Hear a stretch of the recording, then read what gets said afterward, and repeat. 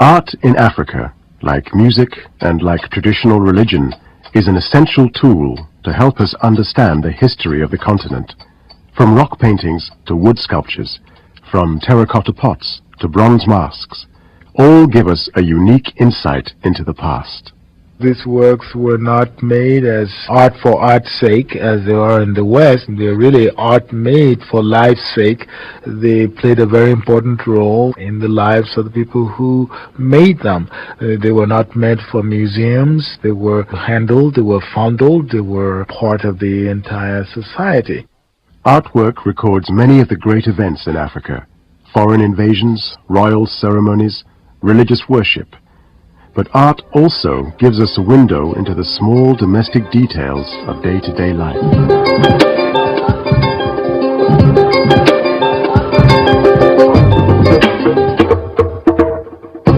The Story of Africa, History from an African Perspective. Part 12, The Art of Ife and Benin, presented by Hugh Kwashi.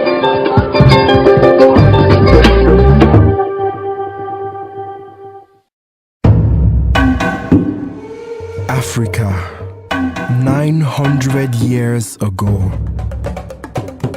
A great power, a cultured people.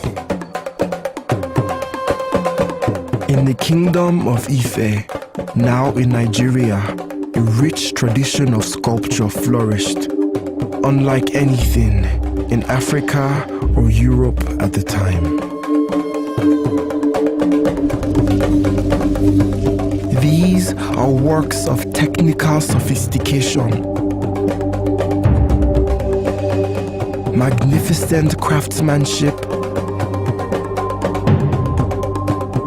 and astonishing natural beauty.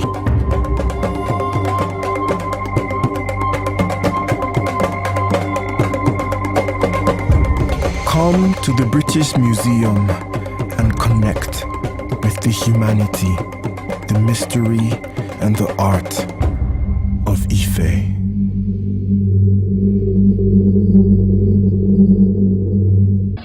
Ile-Ife in southwest Nigeria is the sacred city of the Yoruba.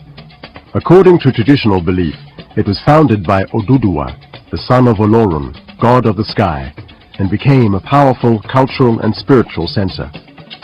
The art of Ife dates from around the 12th to the 15th century, though the earliest pieces may be much older. It is made up of work in terracotta, bronze, and stone. Some of the sculptures are heads or busts of human figures, others of animals. The naturalistic pieces of Ife are truly the most naturalistic African art pieces you can find. They cannot be ignored. Dr. Ohioma Pogoson, lecturer in art history in the African Institute at the University of Ibadan. Well, naturalistic, that is a true representation of human and animal forms, and it was comparable to that of classical Greek and Renaissance Rome, for example. And so the earliest Westerners to interact with Ife art originally thought that they were not works of art of black people. There are different classes of chieftaincy in Ife. You have the hereditary one, and you have those who are chosen because of their bravery and so on. We have honorary title chiefs, and that one is chosen because of his contribution to society, either in Ife or all over the world.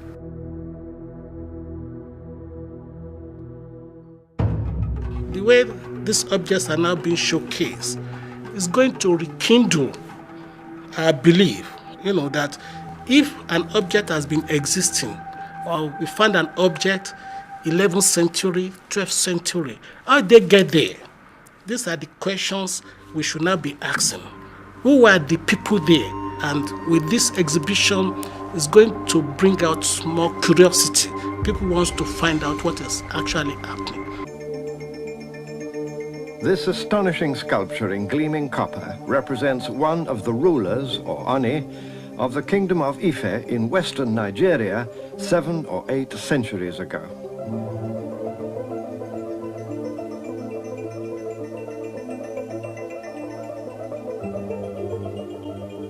And yet when these superb sculptures first came to the attention of Europeans, only as recently as 1910, the experts at once pronounced that Africans could never have conceived or made them, and that some wandering European must have been the artist. Now the world knows better. The truth is that these are portraits of African kings made by African artists for use in royal ceremonial.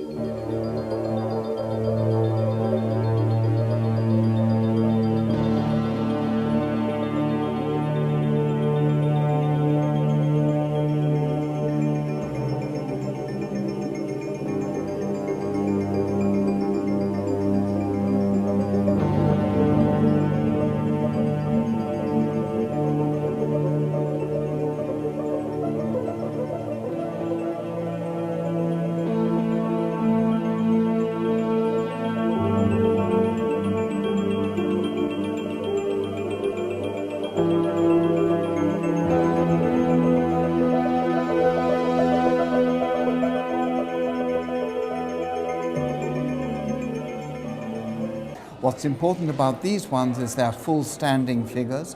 They show the Oni, or the king of Ife, at the moment of coronation. So he's wearing a crown, he's holding a horn with medicine in his hand, and he has a staff in the other hand, and he has this regalia of red parrot feathers on his chest. It's beautiful. Why are these images so important? They're so important because they're equivalent to the medieval sculptures in cathedrals today.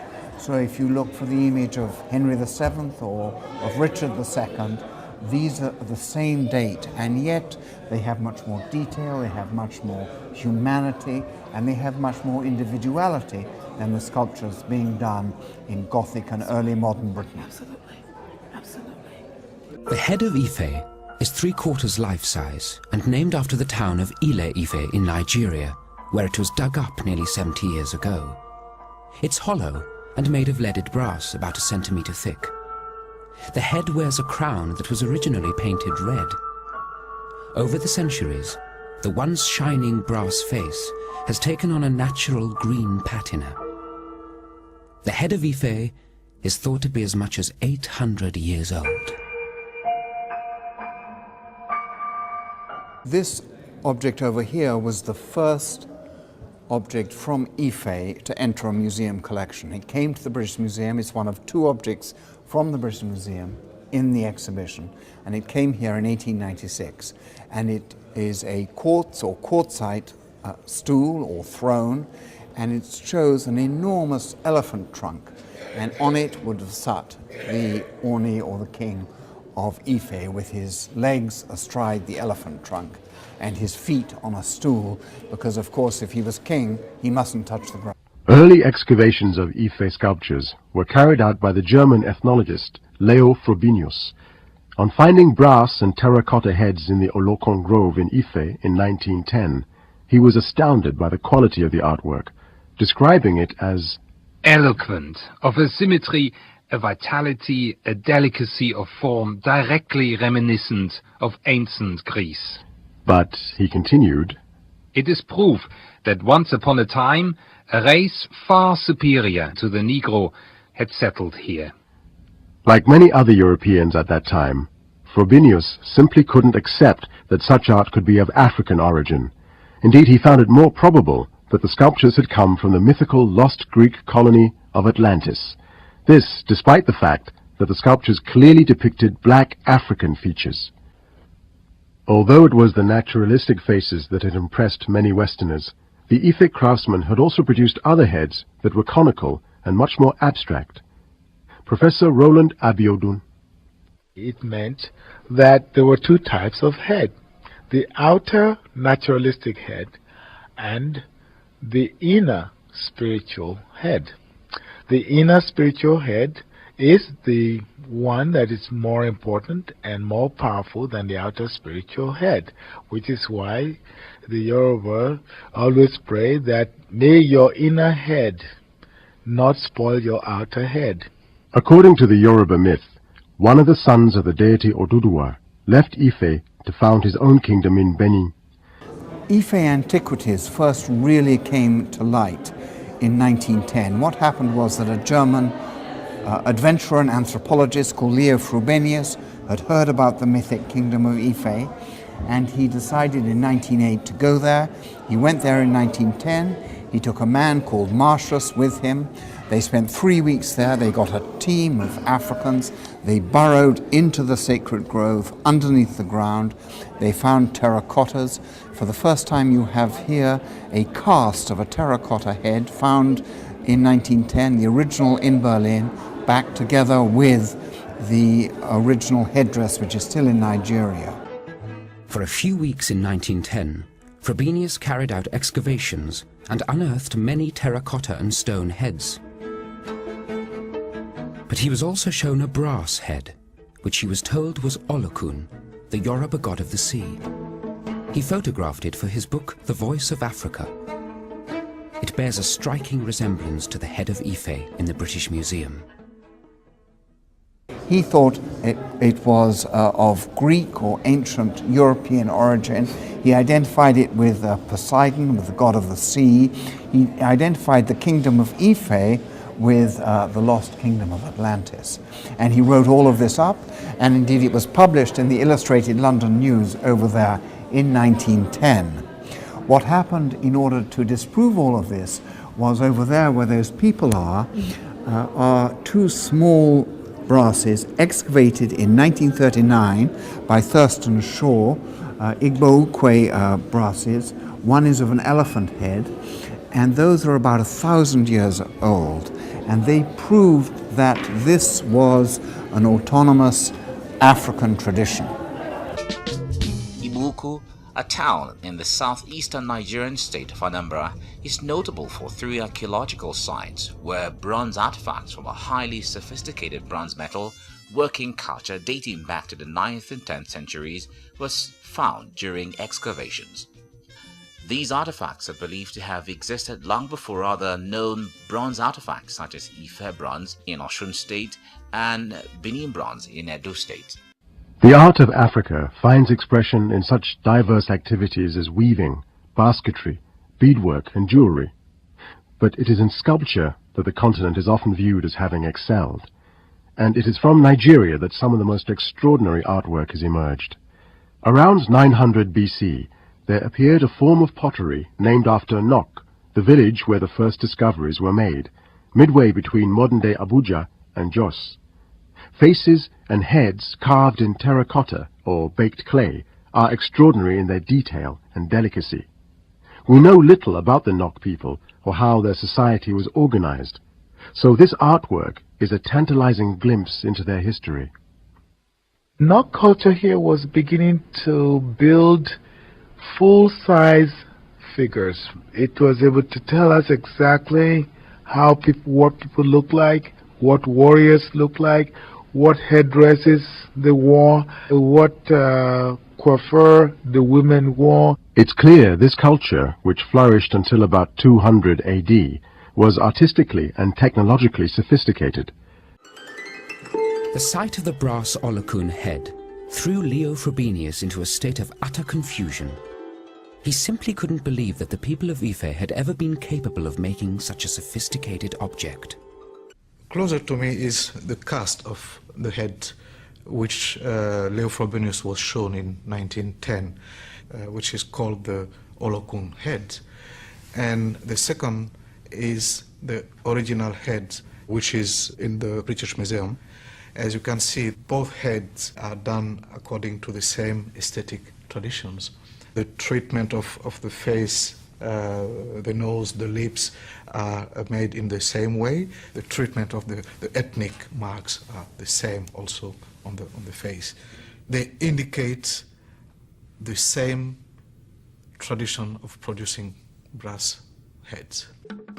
In January 1938, a man started digging the foundations for a new house in this compound, not far from the royal palace of the king, or Oni of Ife. As the work progressed on this site, a total of 18 sculptures were unearthed. Many were lying just a few feet below the surface, and one of them was the head now in the British Museum. Well, you can really say that the Ife metal heads were discovered twice. They were discovered for the first time by Frobenius in 1910. That was somehow forgotten, and then they were rediscovered again in the late 1930s.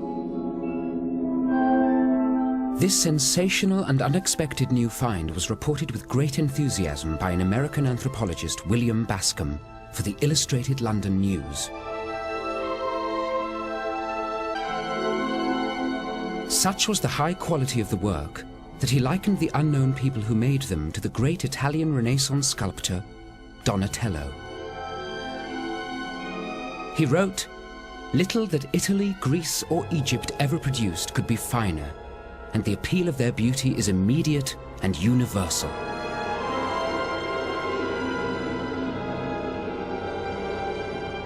Most of the heads unearthed in 1938 remained with the Oni of Ife. These are casts of some of them held in the British Museum collection. The sight of such a large group of refined naturalistic work had a profound effect on Europeans, but the idea still persisted that they couldn't be the work of Africans. In his article, William Bascom wrote, "How in a comparatively obscure corner of this vast and backward continent could an art and a technique have flowered that take their stand beside the best ever evolved by the elaborate civilizations of Europe and Asia?" Look at the collection here, at the artifacts. They are mostly heads. What is the fascination with the heads?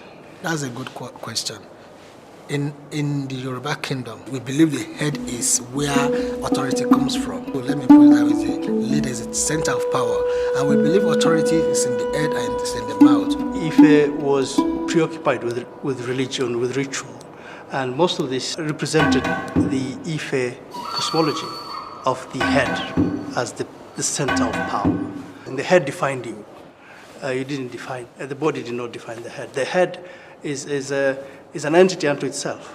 The fact that we're seeing so many heads here is something to do with that religious belief within the Ife setting at the time. Before its decline, Ife was a cosmopolitan setting, and you will see so many heads and faces showing different groups who existed in Ife.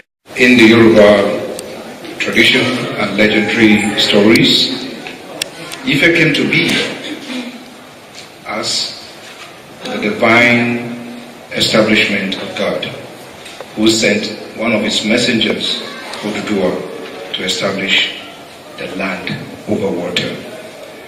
He came with a chicken and with a bowl of sand.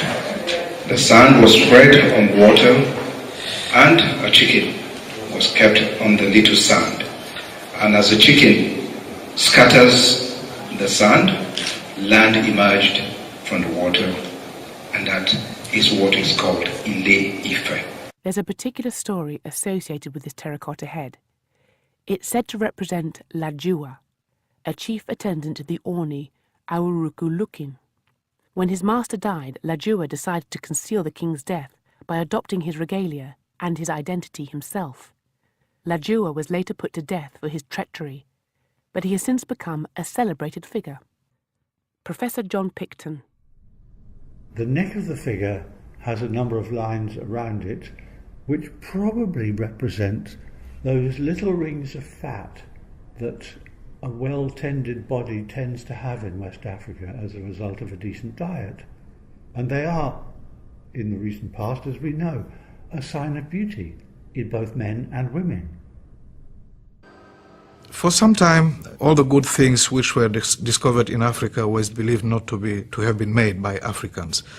Fortunately, we have moved far away from that. If we consider the time when this was made in Europe, it is still Middle Age, and the aesthetics of these heads are even far beyond many things which was produced in Europe at that time.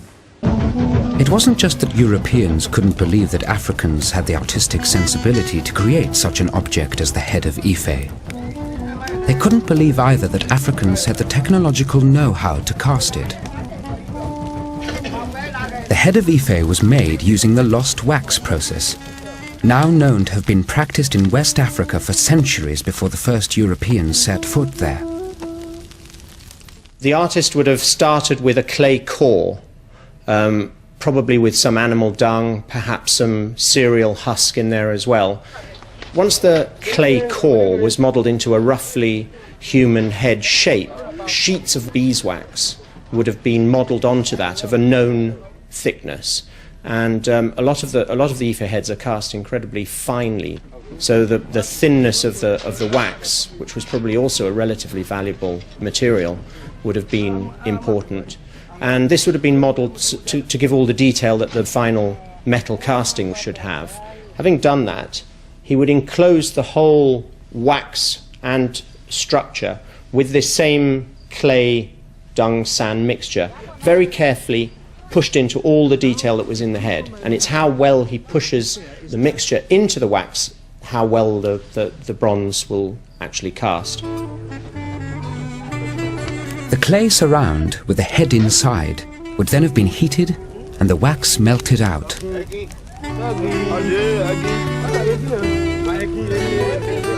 In the traditional lost wax process, molten metal is then poured into the space that's been left. But the head of Ife has a secret. It was probably cast using a variation of this technique. The open pouring of metal tends to be a much later development in Africa. The early West African tradition seems to all have been the enclosed crucible. So what the Ife artist would have done is he would have attached these casting channels, rods of wax, and they would have come to a cup at the top. But in West Africa, they actually put the chips of metal into this space here.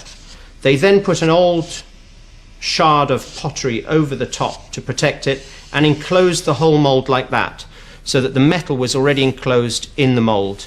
The mold could then be put in a fire, the wax melted out of it, and with a little drain hole that's there, drains all the wax out, that gets plugged, and then the fire's built up in temperature until all these little chips of metal here melt and they flow down into the space where the wax was and fill it up, and hey presto, you've got your bronze. The general quality of the casting is quite excellent. The metal clearly flowed through all the parts of the mould, including the intricacies of the details on the headdress or crown, and more especially where you look at this, it really is just a one-piece, one-off casting with very little in the way of necessary repairs afterwards where the metal didn't flow or the mould collapsed or something like that, which honestly is a very common fault. If you have a look at your average Greek or Roman equivalent bronze head, then you'll find repairs and things all over them. In the 1980s, the head of Ife was analysed by metal scientists at the British Museum. 2 small samples were drilled from the head, one from the neck and the other from the crown.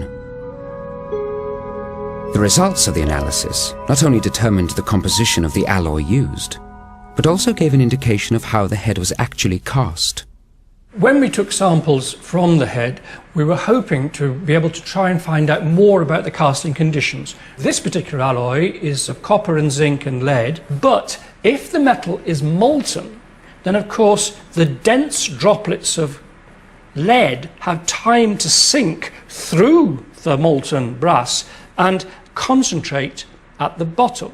And what we found was there is about 11.8% of lead in the neck of the sample and about 10.8 in the top of the head.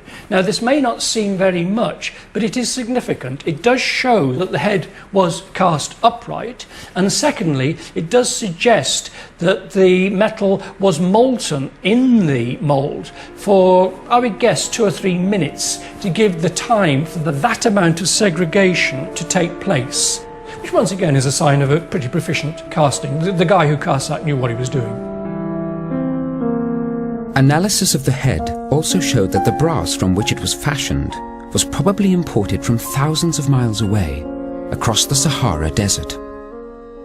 Many years ago, the remains of a caravan was found that clearly had lost its way. It was carbon dated to the 12th century, the bones of the camels, and it was perfectly preserved in the dry conditions, and amongst it was bundles and bundles of brass rods, and these brass rods have very much the same composition as the Ife head, and so this is a probable source of the metal.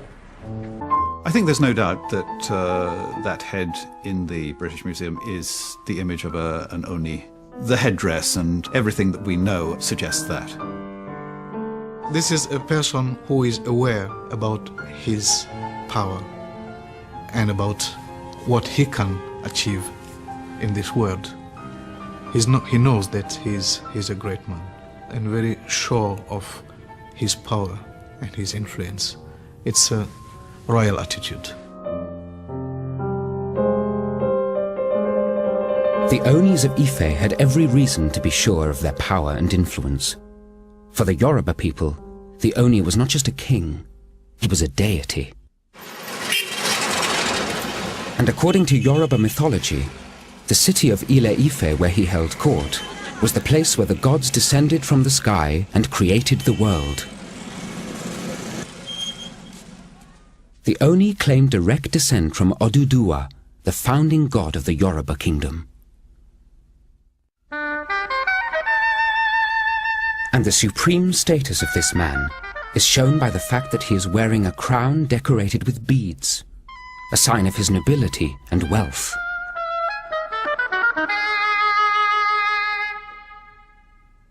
The beads in the crown mean that this was a very high personality. The crown was certainly a composite structure. It is possible that the base was cotton woven cap, maybe in the style of what we see now. We have some photographs of that as well. And if you look at the top of the crown, you can see these elements which are beads. The beads were produced in Ile-Ife for a long period before the European came, and we know that they were making red tubular beads. And probably in the British Museum head, what you can find here, this painted in red, suggests the red tubular beads. The huge significance of beads in Ife society can be seen in another brass sculpture dug up at the same time as the head of Ife. It shows a half figure, again interpreted as an Oni. He not only wears a beaded crown, but he's bedecked in intricate beaded regalia. In 1948, the sculptures unearthed 10 years earlier were reunited and put on display at the British Museum. South from Ife and near the coast, there flourished the ancient city and empire of Benin. This old print, following a Dutchman's visit in about 1620, shows the King of Benin riding out to receive the plaudits of his people. The first Portuguese visitors had brought back many stories of the Oba's military might, and thought him so powerful that they took back an ambassador to Lisbon to be received by the King of Portugal. The Oba was a human god, so sacred that no commoner could look in his face. On the few occasions he left his palace, he was preceded by musicians and leopards, the symbols of his power. He owned dwarfs, just as European kings did at that time. I'll travel to modern-day Nigeria, where the Kingdom of Benin reached its height in the 16th century. The center of power of the Kingdom of Benin was Benin City. Today it's one of Nigeria's thriving cities, home to over 1 million Africans. The main circle in the center is dotted with statues, public art depicting Benin's history. For 600 years, until the late 19th century, it dominated this part of West Africa.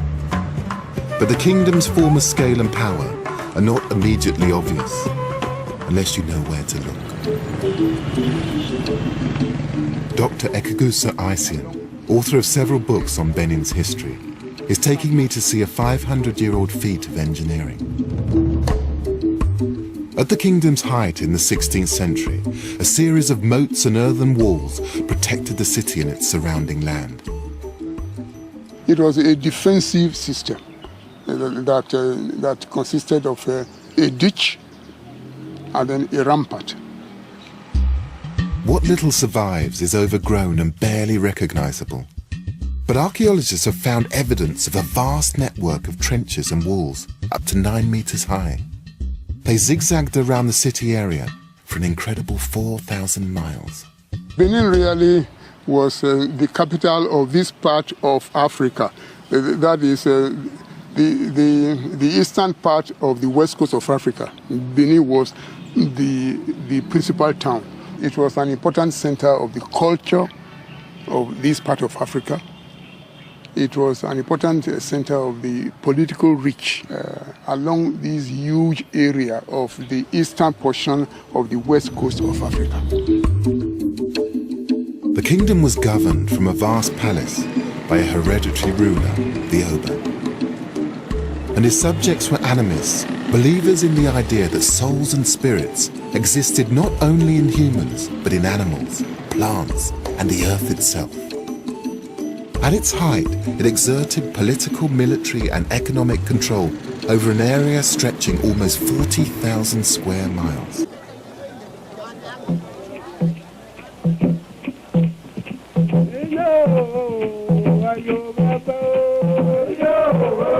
Benin artists, beginning at least as early as 1400, had long been developing their own styles and techniques, styles that were entirely African in inspiration and execution.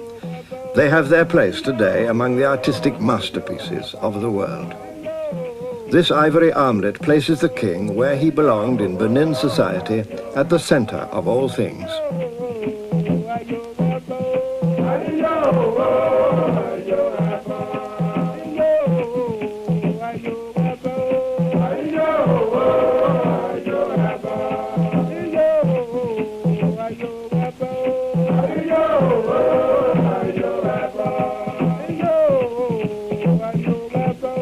Plaques in brass, which once adorned the walls of the Oba's palace, reinforce the power and mystery of the king.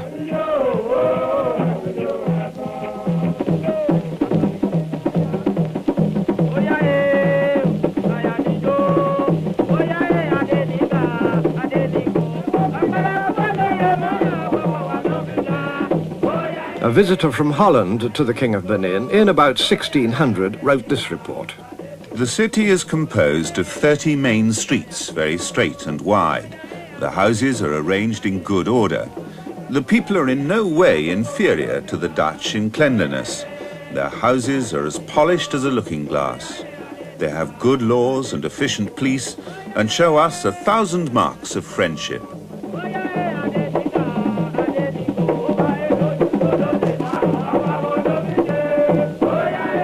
The Oba, king of men, could handle leopards, the kings of the forest, like toys. From his waist sprang mudfish, symbols of power over sea and river, whose guardian was Olokun, archangel of the waters.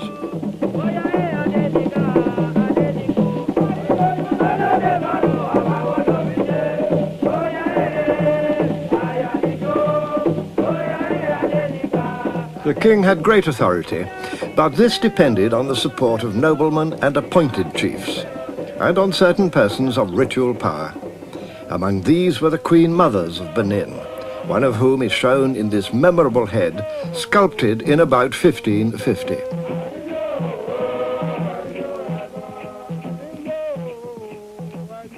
Adjoining Benin was the ancient empire of the Yoruba people, with its heart in the city of Oyo. The Yoruba developed great military strength based on cavalry.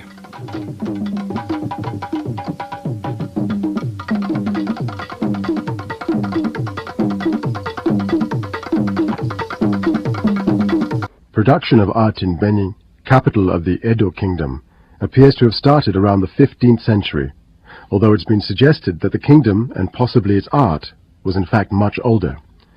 Most of the work is in bronze, though ivory, terracotta and wood were also used. The sculptures are often termed court art, commissioned by and produced for the Obas or kings. Throughout its history, the African continent has produced distinctive art forms, from the rock art of the San of the Kalahari and the Saharan Berbers, the throwing knives of the Congo, the wooden stools of the Ashanti, the masks of the Dogon. hugely diverse and highly sophisticated art forms which have evolved over thousands of years.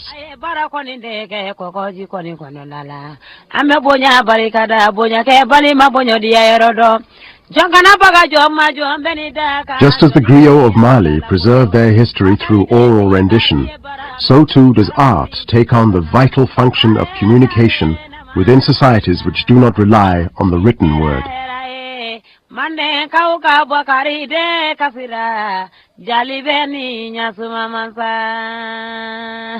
Dr. Omotoshu Eluyemi is the Director of National Museums and Monuments in Nigeria. It's our own form of history book. Even in those days, when writing was not known in Yoruba land, our artworks go to tell people of what stage of history we are, how history is written, how history is being documented. The Oba was responsible for maintaining the guilds of bronzesmiths, woodcarvers and beadworkers. He commissioned the artwork, which is for the glorification of the kings and the veneration of royal ancestors. The Benin craftsmen did not limit themselves to sculpting busts and faces. They also designed intricate plaques, which recorded the day-to-day activities of the court and kingdom.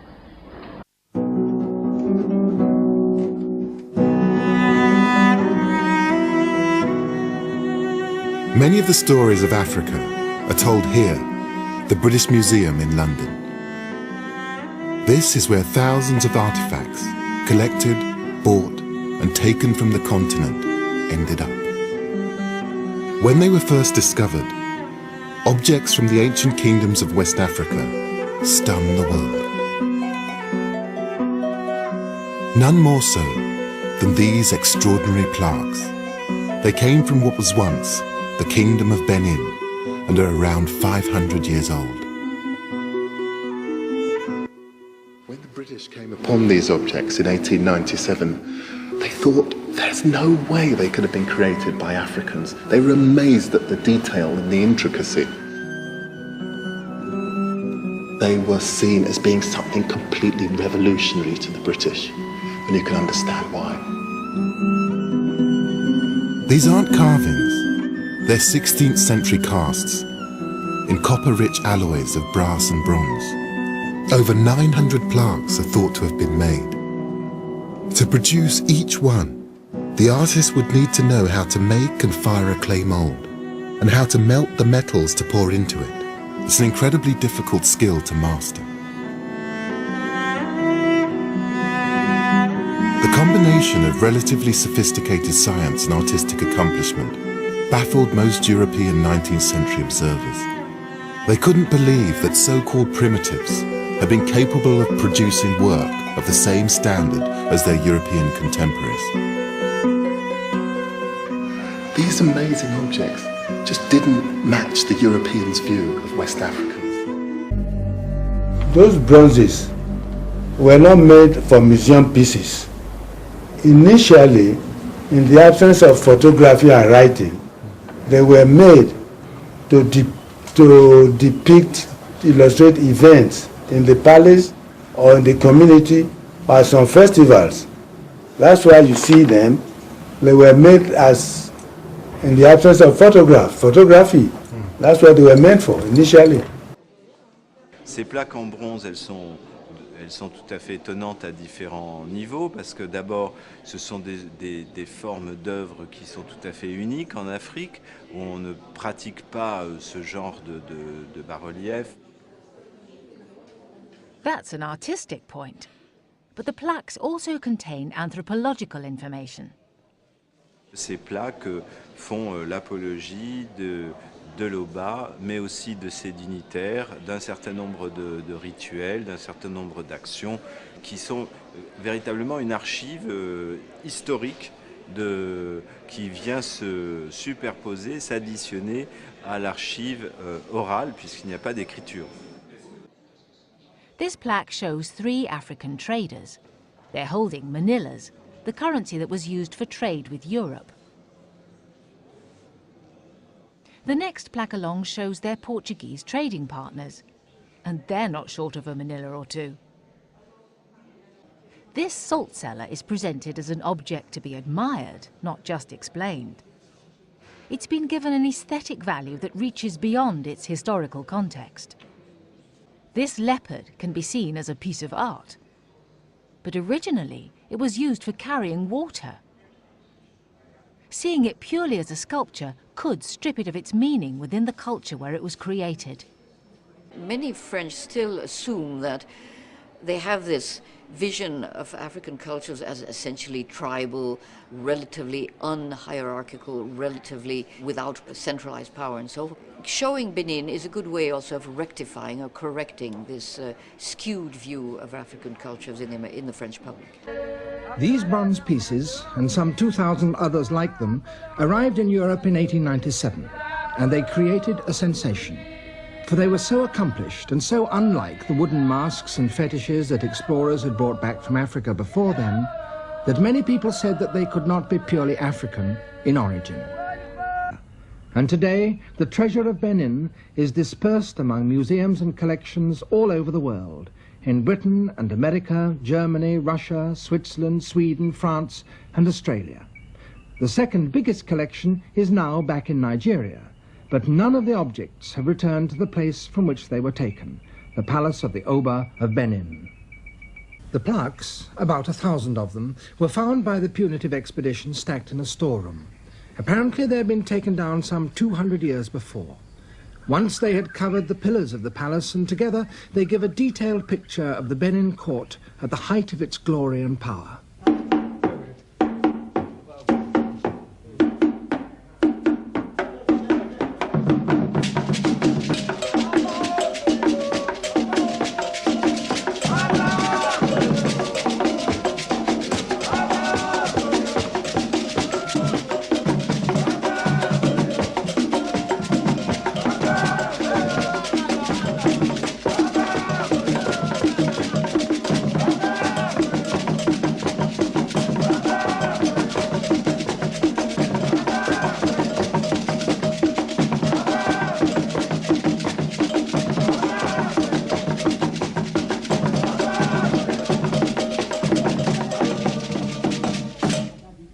On the few occasions that the Oba left his palace, his sacred body had to be protected from the rays of the sun by the shields of his chiefs.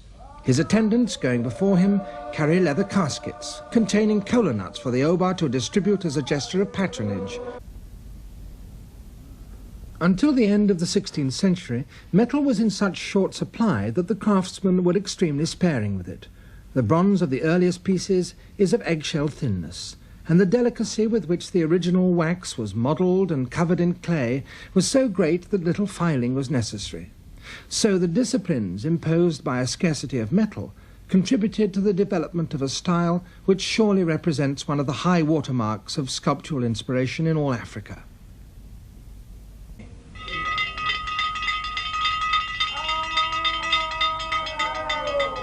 One of the most technically accomplished of all the plaques, a masterpiece of bronze caster's art in high relief. It shows the Oba fulfilling his sacred duties by sacrificing a cow.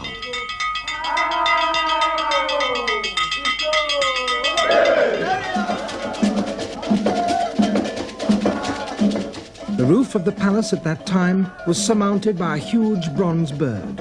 Below it, a great python, also of bronze, sprawls down over the wooden shingles.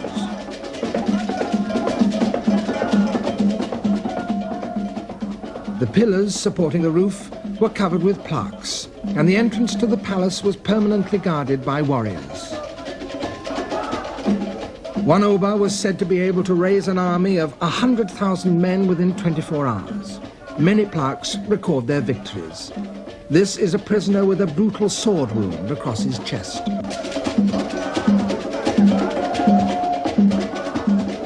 The scars on this man's face show him to be an Igbo from one of the tribes to the east of Benin with whom the Bini had many wars.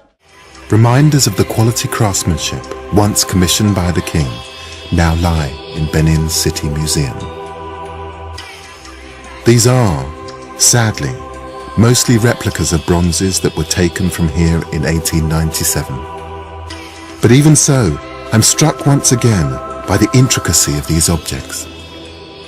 It It's always the detail that shocks me when I look at these Benin plaques.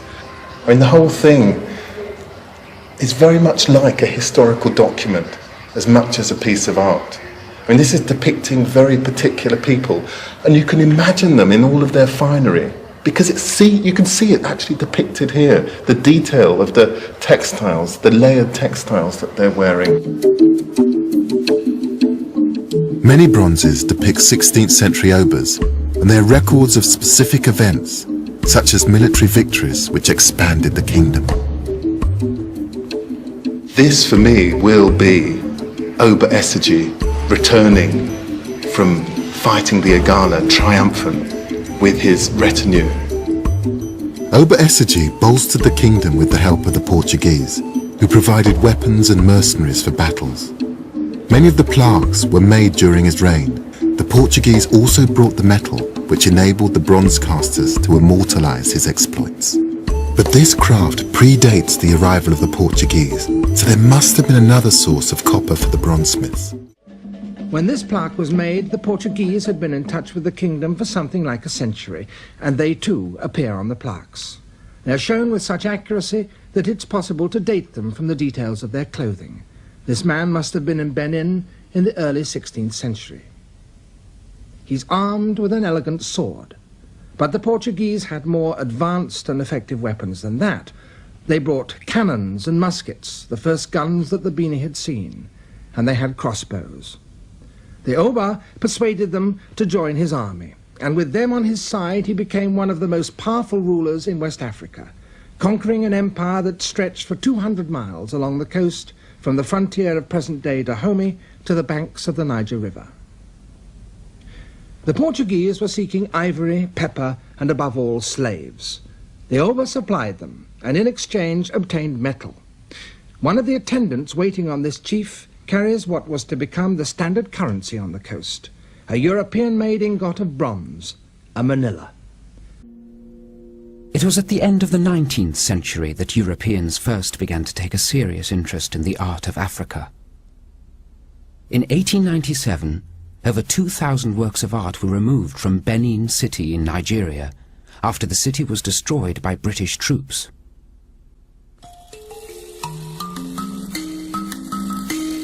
The Benin bronzes stunned Europeans who saw them.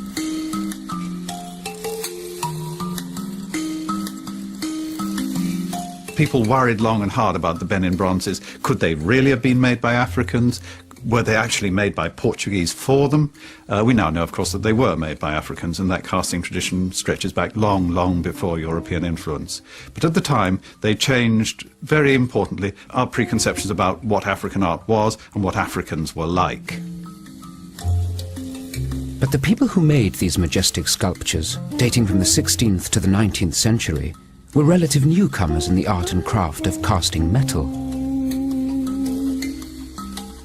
Their oral traditions told them that they had learned their skills from the Yoruba people of Ife, about 100 miles away to the northwest. In fact, this Benin bronze of a man on horseback has been interpreted as a metalsmith from Ife, bringing the knowledge of casting techniques to the people of Benin. European experts might argue about the origin of this superb technique, but to the Bini there is no mystery. Their traditions state that it was taught to them by bronze casters from the sacred city of Ife, to which the kings of Benin paid homage. But no one in Ife today casts bronzes, and there's little solid evidence that anyone ever did, until in 1938, digging the foundations for his house, a man discovered 18 superb bronze heads. They were lying close to the palace of the king, the One of Ife.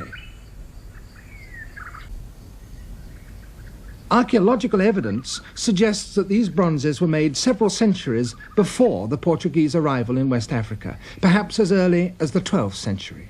So wherever else the tradition has its roots, it's not in 15th century Portugal. But were they also the inspiration for the bronzes of Benin? There is more than tribal tradition to link the two. This little figure was dug up in the palace in Benin, but from the regalia on its chest, it can be recognized as an image of the One of Ife in full ceremonial robes. and exactly the same regalia is modelled on one of the bronzes that was found in Ife itself. So here, almost certainly, is the source of the techniques and traditions of the bronze casters of Benin. But to see these lovely things, you have to come to Africa, for all but one of them lie here in the country of their origin. Unlike their descendants, the Benin bronzes, which, as a result of that rash expedition by Vice-Consul Phillips back in 1897, are still scattered throughout the world.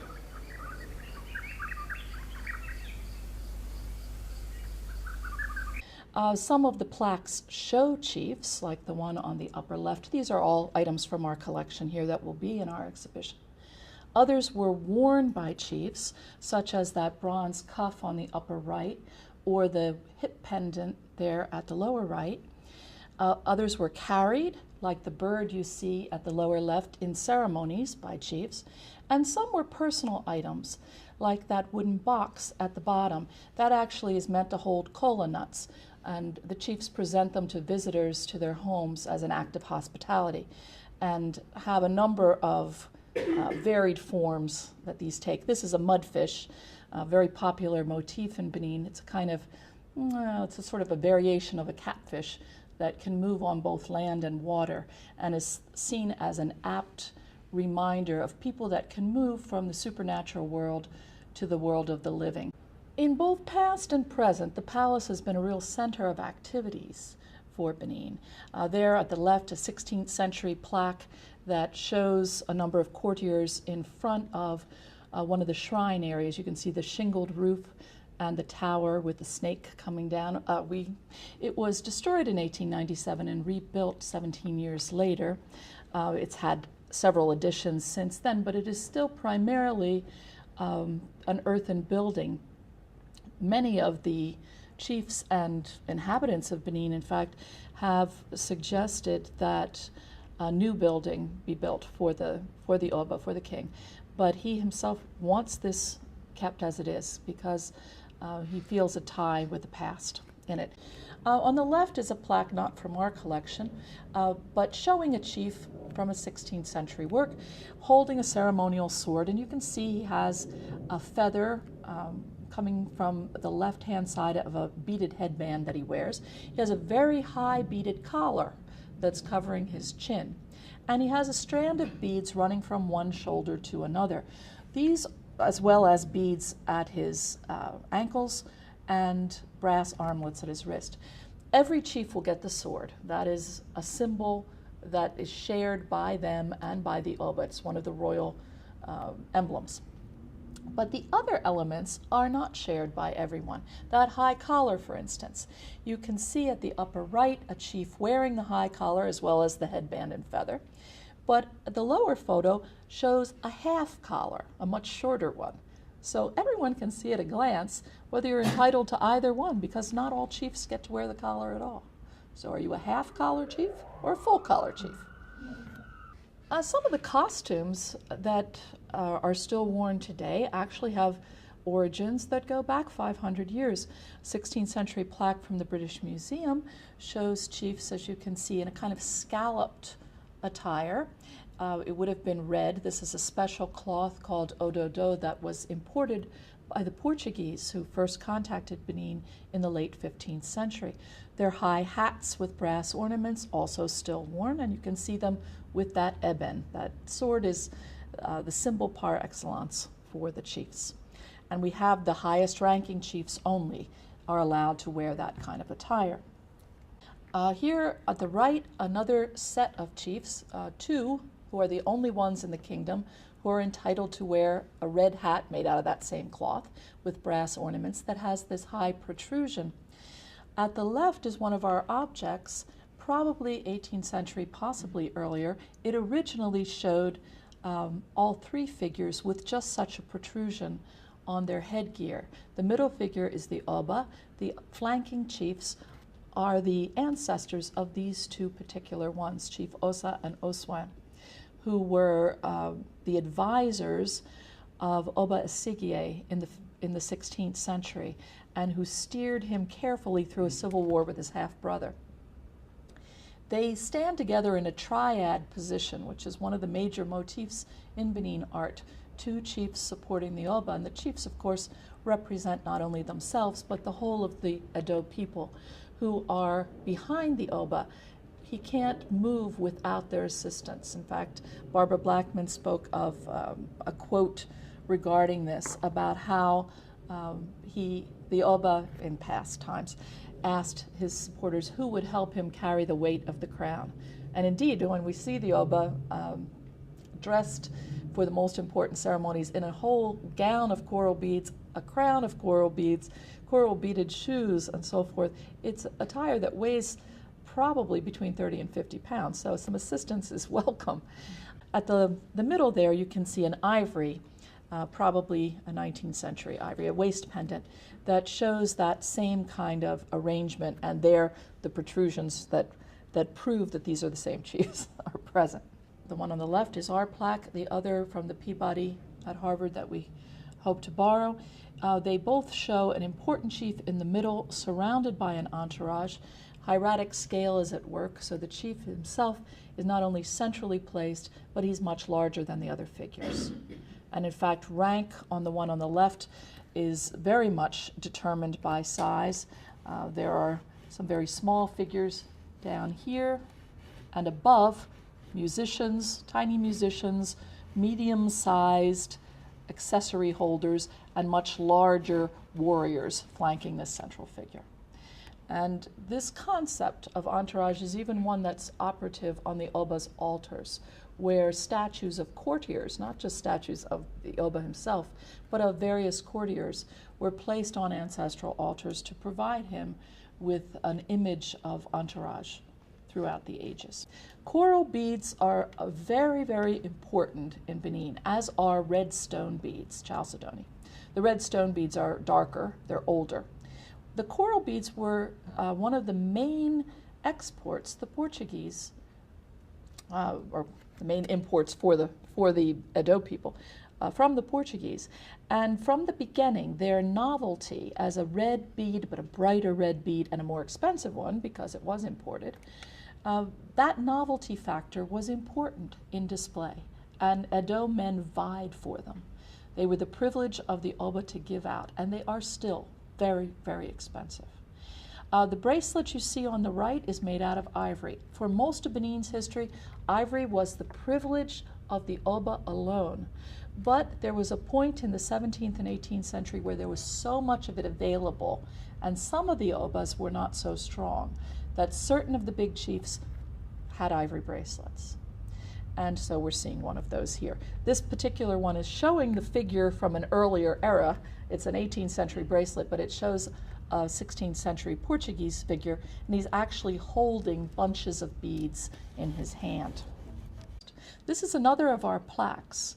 You might see that the chest of this particular individual looks rather oddly swollen at the top. He represents a particular kind of courtier called an otun, and these individuals had chests that bulged because under their gown they kept a particular object. What was it? Well, this group, when the Agaivo Nore die, there are certain operations that were formerly, and whether they are still done, it's not the kind of thing one can delicately ask. I'm not an anthropologist, so I'm an art historian. But when Agaivo Nore members died in the past, their lower jaw was taken from the body, and when it was bone alone, it was given to these men to wear under their clothing when they were in royal processions, to remind the Agaivo Nore members who were living that the part of them that argued with the Oba was now the Oba's property. This is a bronze staff, a rattle staff, of a type that's normally made of wood and normally placed on ancestral altars, everyone's ancestral altars. Only the Oba has certain types of imagery, and only the Oba ever has bronze or ivory examples, although most of his examples are wood too. You can see at the top is the figure of an Oba standing on top of an elephant. And this particular work has been researched by Paula Ben Amos, by Susan Vogel, and others, and it is a reference to an Oba in the 18th century whose father had been troubled by a rebellious member of that class of chiefs. And the chief had caused a civil war that continued into the son's reign. Finally, that chief, that rebel, his back was broken, so to speak, and he was represented by the elephant. So seeing the Oba here standing on the elephant is a reference to that victory, and it was a very critical victory. It's one that is referred to in other artworks. This is a Berlin altarpiece. You can see that the Oba in this work is holding that very staff. And it is the very staff because it has one elephant here and another below.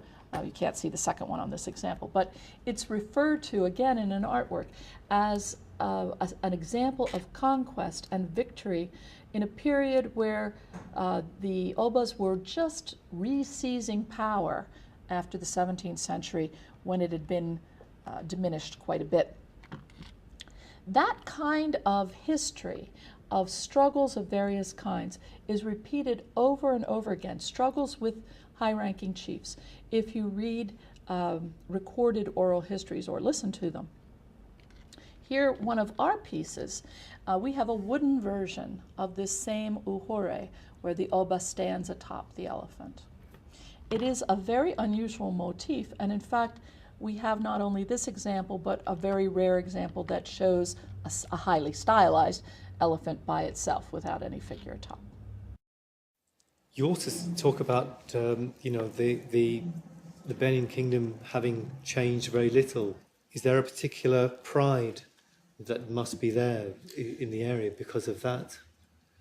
Yes, Benin is known all over the world as the strongest traditional people. They are still very traditional. They keep all their laws. All the things that went back in 14th, 13th centuries, they are still in place. I'd just like to say that, in Nigeria, during the period she was talking about, there were, Nigeria was divided into various regions. You had the Sokoto Caliphate, the northern part of Nigeria, which is predominantly Hausas and Nupes. And you had, in the west, you had the Yorubas, the Oyo Kingdom, which was a very powerful and strong kingdom in the west at that time. The Benin Kingdom was in the Midwestern region. The person who founded the Warring Kingdom was, a prince, from the Benin Kingdom that moved away during the period that there were intertribal and civil wars within that kingdom. He moved away, for his safety, and his followers moved with him, traveled along the coastal region and settled in the present-day Warri area, and he founded that Benin. So there were different kingdoms at that time.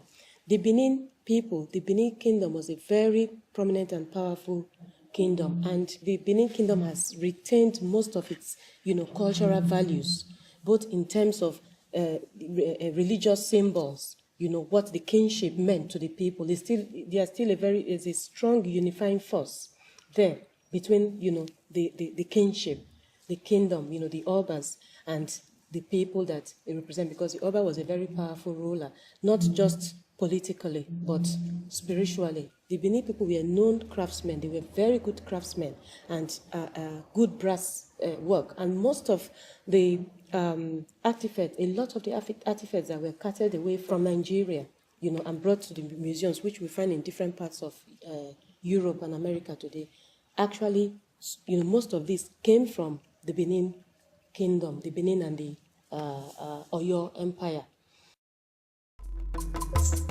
Overall view of the Benin Kingdom. The year is 1501. The great kingdom then was ruled by Oba Ozuluwa, a powerful and wise man. Benin Kingdom then was rich in art and culture.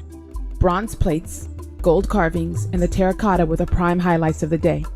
The city was far developed ahead of its time, but this was said about the city of Benin then. Quote, "Many towns and an infinity of villages, the capital city itself being enclosed on one side by a wall 10 feet high. The king's palace is on the right side of town, being a collection of buildings which occupy as much space as the town of Haarlem, with numerous apartments and fine galleries, most of which are as big as those on the Exchange in Amsterdam. The whole town is composed of 30 main streets, very straight and 120 feet wide, apart from an infinity of small intersecting streets. These people are in no way inferior to the Dutch as regards to cleanliness." End quote. Dutch geographer Olfert Dapper on Benin in Descriptions of Africa, 1668. The Benin Kingdom was a center of ritual activity focused on the well-being and prosperity of the Edo people. Each year, the Oba, or King, of Benin performs in rituals in which he honors his royal ancestors to enhance the good fortune of his people. One important ceremony, Igu, centers on the Oba's mystical powers, which are then demonstrated in a subsequent ritual, Imobo, whose main purpose is for the Oba to drive away any evil forces.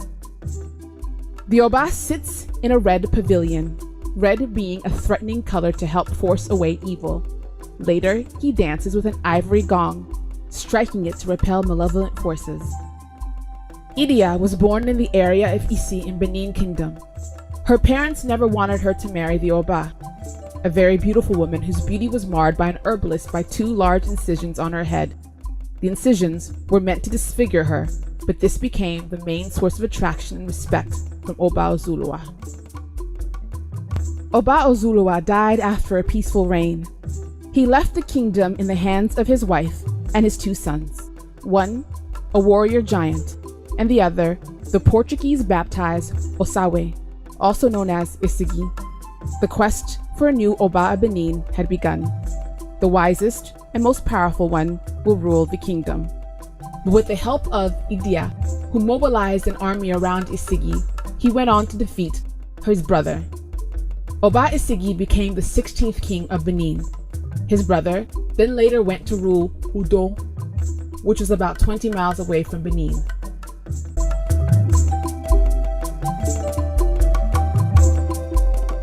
In 40 BC, a man named Era was chosen amongst 4 elders. It was these people that came to be known as kingmakers in later days. The Ero family is one of the largest corporate families in Benin Kingdom. The family has been known as the defender of the kingship. After the barbaric tradition of killing the king's mother was successfully abolished by Isigi, his mother was restored back to the palace, and there she was crowned the Queen Mother. She became the first Ioba. After Oba Isigi became the Oba of Benin, the city witnessed rapid growth and stronger relationship between the Portuguese. During this period, the Benin Kingdom was witnessing several invasions from his neighboring Igala peoples. Most of the battles she, Idia, went and fought like a man. There were situations she will dress like a man in battles. The battles she didn't fight, her military council brought victory to the throne. Even when assassination attempts were made against the throne, Queen Mother Idia, through her powers, protected her son and kept the unity of the city. As time went on, Benin Kingdom witnessed a lot of developments under the reign of Queen Idia. Trade, arts, and commerce were the pride of the day. Under her reign, the kingdom witnessed advent of the missionaries into the region.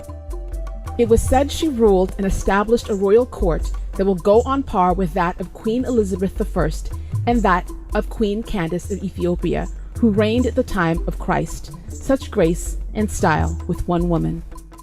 Apart from her military strength and her ability to make the land prosper through different sources of commercial activities, she was also seen as a spiritual figure during festivals held in the kingdom. Idia's social and cultural accomplishments, such as her invention of the Akasa dance for royal funerals and the creation of the parrot's beak or Ioba's cap, have been recorded in numerous writings. A great woman of power, she was known to have possessed great physical and spiritual strength. Hence, she was the only one that could wield the double-edged sword that could both recreate or wreak havoc.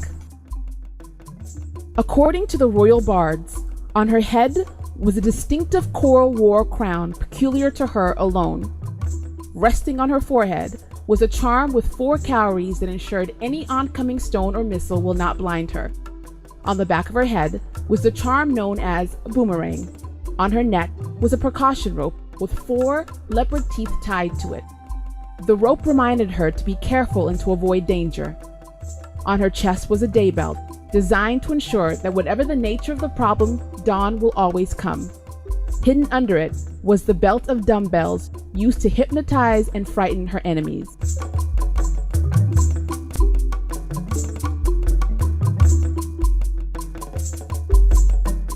The Ada soldiers on this day were on their way to invade Benin.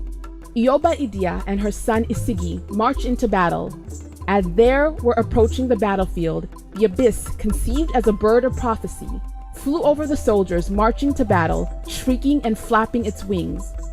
The royal diviners predicted military disaster and urged retreat, but resolute Idia drew upon her strength and reputation. The rattled royal diviners predicted military disaster and urged retreat, but resolute Idia drew upon her strength and reputation in supernatural powers and neutralized the prediction of defeat. Closely heeding to the counsel of his mother, who was on the battlefield with her own army, Isigi ordered the bird to be shot. Fortified by her powerful presence and at her urging, Isigi rallied his dispirited soldiers to a victorious battle.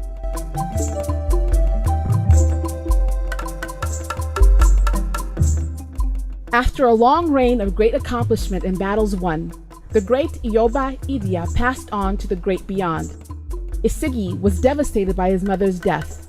In her memory, he ordered the ivory tusks and mask he commissioned to immortalize her. Bereft of his mother's strength, Oba Isigi turned to his favorite wife, Alaba, whom Idia must have groomed for his comfort and to be his confidant. The death of Idia paved the way for Alaba to become the next dominant female in the region. She accompanied Isigi to many battles, and whatever crisis he faced, she faced with him.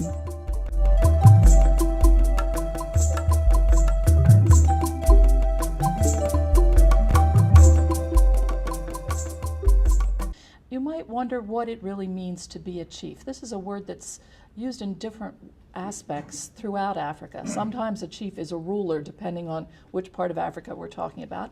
At other times, he is a titled person who has no governmental capability and never did. And in a case like Benin, he is really at the service and assistance of the king. So the chiefs have varied duties, as we'll see, but they work for the king. They are his representatives, they are his workers, they are his counselors, depending on which kind of title they hold. Benin has different kinds of chiefs. Some birth orders stick you with a chieftaincy. That is, if you have a certain type of title, you will be a chief if you are the oldest son, no matter what. But actually, those titles are in the minority. Most titles are awarded. So we have past and present here. On the right, one of the current chiefs with a hairstyle that is exclusive to them, as long as they still have hair. And on the left, on one of our tusks, a chief in very high status attire indeed. All chiefs are not equal, however. Just because you're a chief does not mean you're wealthy. And it doesn't mean that you are particularly well known or, well, you are considered to be more important than a commoner, but there are vast differences, as you can see in the interior of these two chiefs' homes. These are photographs taken in the same year. On the left, we have a chief who has actually an altar with objects that many collectors would find to be, to prove his wealth to the extreme. On the right, one of the most, one of the wealthiest men in Benin. The chiefs are divided into a couple of different categories, and these categories prescribe what they do, but also something of the influence that they have. There are over 300 chiefs working for the Oba today. And Benin is not a huge polity. I mean, there are just over 1 million Edo in the core Benin Kingdom, not counting the northern Edo and some of the associated groups. Let's just take a quick look at the differences between or amongst these groups. The Uzama, there are only 7. They are the descendants of a group of men who assisted the first dynasty before the 14th century.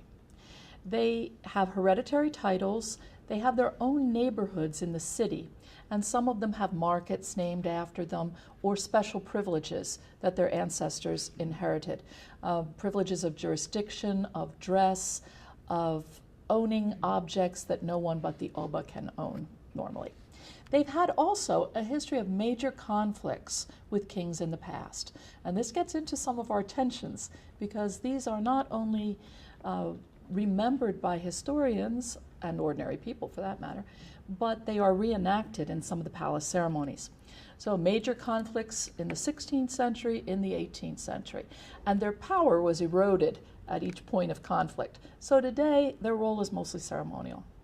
They appear, they're vital to certain celebrations at the palace because they are reenacting their historic role. The Agaivo Nore are the highest ranking group of chiefs. There are about 28 titles now. And I should say that the Oba is free at any time to invent new titles or to abandon old ones. So the numbers of titles become fluid. These men are usually self-made men and wealthy. And in the past, they were the generals. They had to have a lot of influence because there was no standing army. Each general was expected to raise his own army, so they had to be popular and have a lot of young men who flocked to them and were interested in their leadership. And of course, they were often interested in their leadership because of a series of favors that had been done for them. They act as counselors to the Oba today. They often, because of their position in business or other parts of the political and social worlds of Nigeria, know people. They're close to governors. They might be close to the head of state.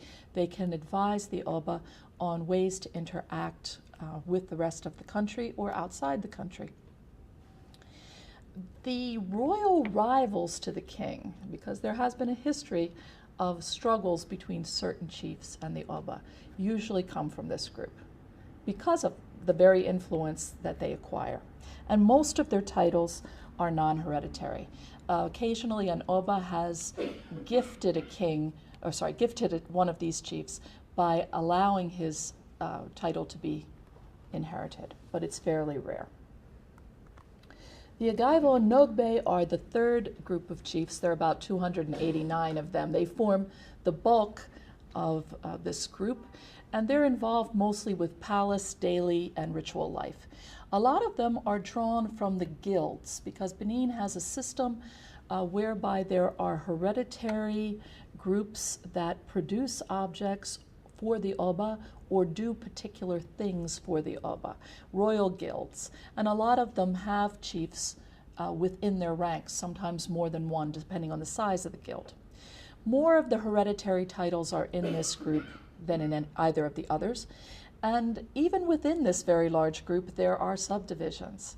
It's interesting just how much the Obas, past and present, have kept information, vital information, about how things work, ritually and otherwise, out of the hands of everyone. Bits and pieces belong to each group.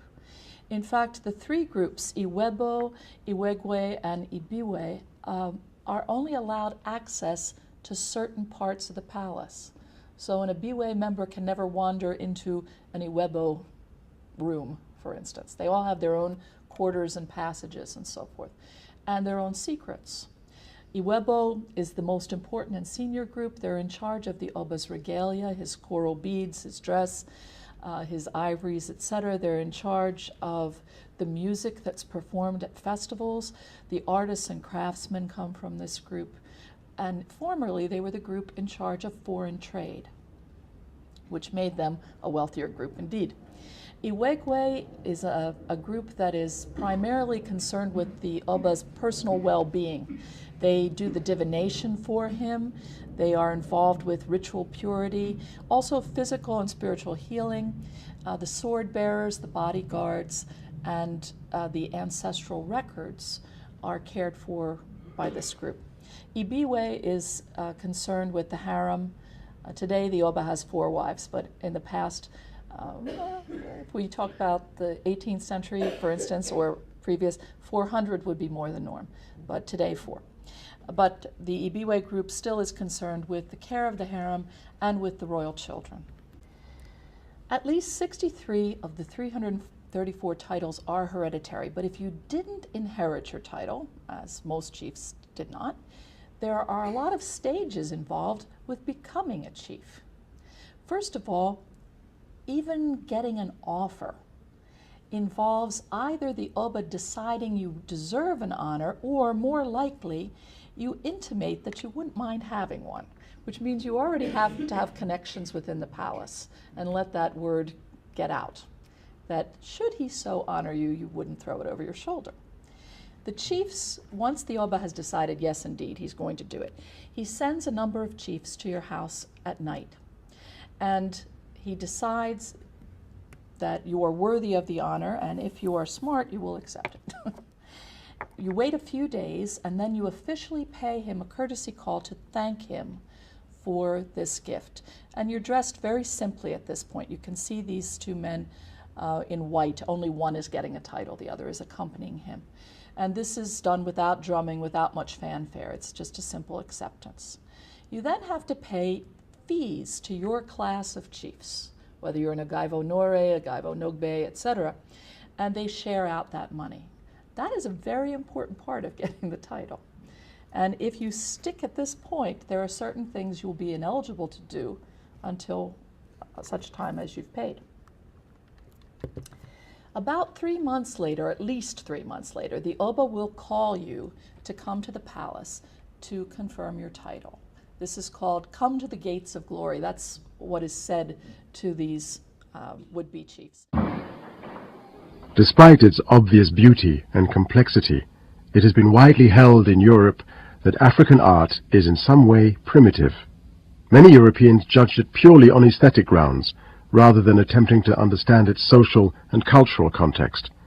African art simply did not fit into the rigid and formal categories that dominated Western art theory. Yet, ironically, it was the profound values of African art which brought about a major change in a group of European artists at the beginning of the 20th century. Dr. Pogoson. The artists were revolting at that time. They wanted to break away from the strict traditions of naturalism. The camera had come, and so they couldn't compete with it because it would give you direct images. And so there was a revolt among artists. They wanted to move on. And so people like Picasso started to break down human forms from what they were in the past, natural, into cubes. And that's how Cubism started. And so it's a motivation from the African wood sculptures. In 1907, the Spanish painter Pablo Picasso visited the Ethnographic Museum at the Palais du Trocadero in Paris, where he underwent a transforming experience. When I went to the old Trocadero, it was disgusting. The smell. I was alone. I wanted to get away, but I didn't leave. I stayed.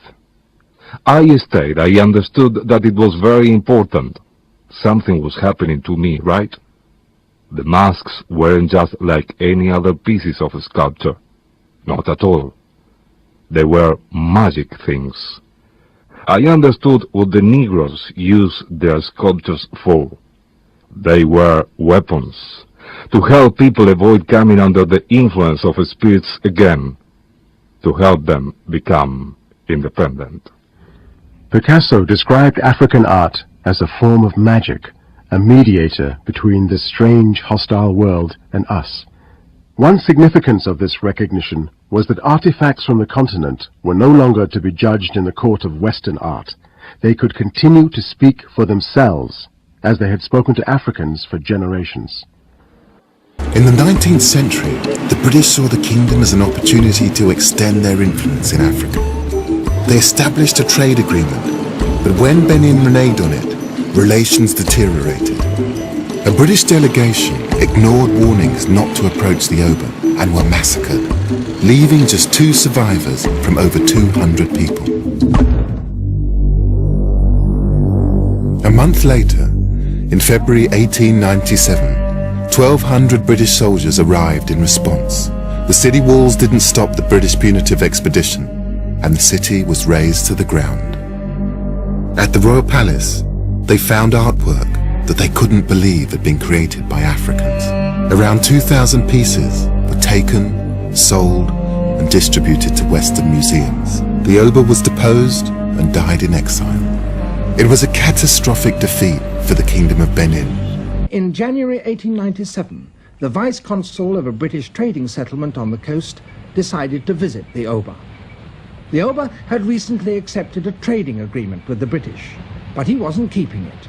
No palm nuts or palm oil were coming out of his territory, so the Oba had to be reprimanded.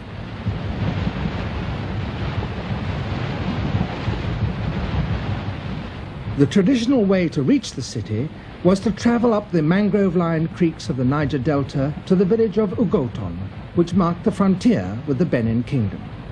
Messengers had been sent ahead by canoes with gifts to tell the Oba that the British vice-consul proposed to visit him. But as they travelled upriver, they met messengers on their way back with a reply. The Oba did not wish to see the British at this particular time. The party reached Ugoton on the afternoon of January the 3rd. On the way up, they had been collecting carriers, and now they had the 240 men that they needed to carry all their supplies. But here there were more messages from the Oba telling them not to come. The local people gave them vehement warnings. It would be very unwise to go to Benin now, they said, for the Oba was celebrating Igwe. Igwe was and is the most important of all Benin rituals. It was last held in 1964 when these pictures were taken. During it, the Oba salutes the shrines of the earlier god kings, his ancestors, and renews his divine power. In 1897, as in previous years, the climax of Igwe was to be the sacrifice of a man. It may be that the Oba was trying to prevent the British vice-consul from seeing these grisly rites. At any rate, his messengers did their best to persuade the British to delay, if only by a few days. But Vice-Consul Phillips was not to be put off, and with his British companions and 240 carriers, he left Ugoton at 7 o'clock on the morning of the next day, January the 4th. This is the path they took. It is so thin and narrow that they had to march in single file. Europeans and Africans were slaughtered indiscriminately. Only 2 Europeans escaped. The Benin warriors hunted them through these thick forests and came within yards of them several times. They had nothing to eat, and the only thing to drink was the dew from the leaves. One of them was badly wounded, but after 5 days they reached the river. The wounded man's arm had already turned gangrenous. Both their bodies were black with thorns. The news of the massacre had gone ahead of them, and on January the 11th, only 7 days after the massacre, it was in London.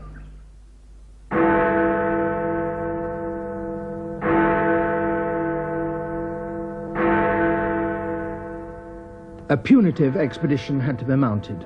The British government summoned ships from the Cape and the Mediterranean. Marines were dispatched from England. By the first week of February, 1,500 men had begun the march on Benin. The battle was fierce, but inevitably short. The Bini tribesmen had no chance against Maxim guns and rockets. On February the 18th, after 4 days of sporadic fighting and only 6 weeks after the massacre, the British took Benin City. In the abandoned palace, the victorious soldiers found wonders and horrors. The victors posed for their photographs in the palace courtyards. Stacked behind them, objects from the palace shrines that they were to bring back to Britain, either as personal souvenirs or official booty. There was an astonishing number. Sculptures of ivory, wooden masks, huge elephant tusks, covered along their length with elaborate scenes. But above all, there were bronzes.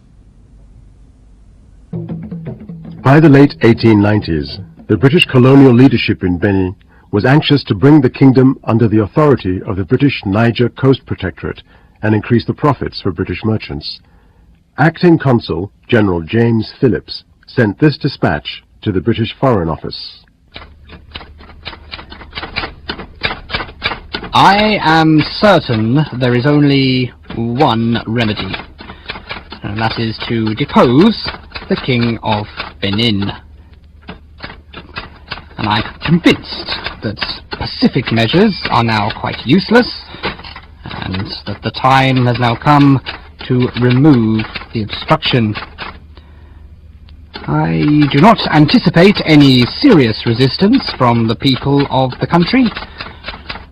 There is every reason to believe they would be glad to get rid of their king. Phillips ignored warnings not to enter Benin during sacred religious ceremonies barred to outsiders, and sent a party of British officials towards the city, where they were ambushed and killed.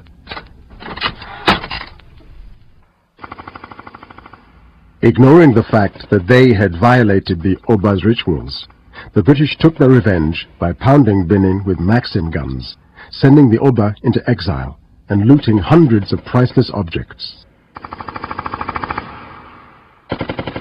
As a result of this assault on Benin's sovereignty, many such artifacts were transported to Europe and sold on the open market.